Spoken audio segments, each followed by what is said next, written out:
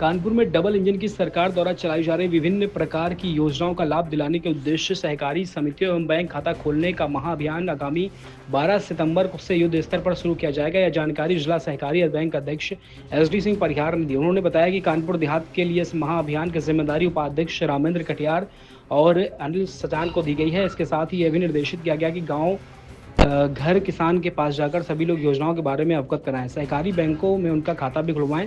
उन्होंने बताया कि वर्तमान समय में कानपुर देहात में 99 समिति हैं और जिनमें से 14 बंद चल रही हैं। अतिशीघ्र चालू कर दिया जाएगा जिससे कि ज़्यादा से ज़्यादा लोगों को लाभ मिल सकेगा।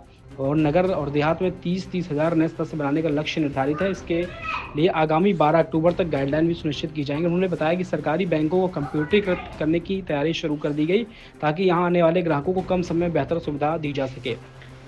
बैंकों के शाखा प्रबंधकों और सरकार द्वारा जारी की गई गाइडलाइन के बारे में अवगत कराया गया और इस महाअभियान को तेजी से शुरू करने के निर्देश दिए ताकि ज़्यादा से ज़्यादा लोगों को इसका लाभ मिल सके।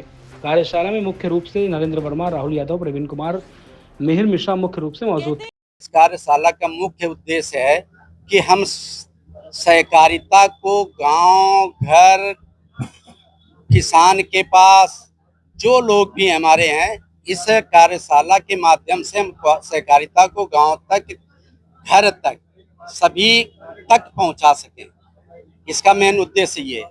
आज की ये जो कार्यशाला रखी गई है, तो इस कार्यशाला के माध्यम से हम कानपुर देहात में मिनिमम 30,000 मेंबर बनाएंगे।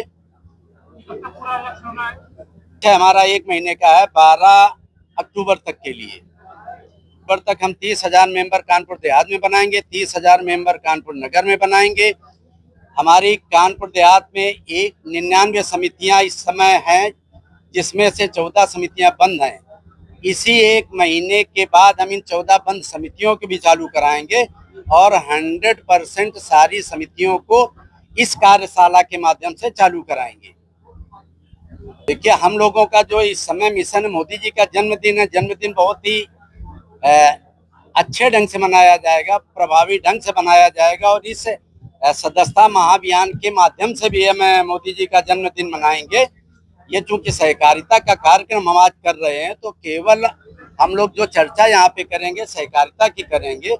जो अभी हमारे सहकारिता का जो एक्चुअली उद्देश्य है, वो उद्देश्य ये है कि अभी बहुत सी समस्याएं हमारे किसानों के सामने आ रही थी कि हमारे किसान जिला सहकारी बैंक से कम जुड़े हुए हैं।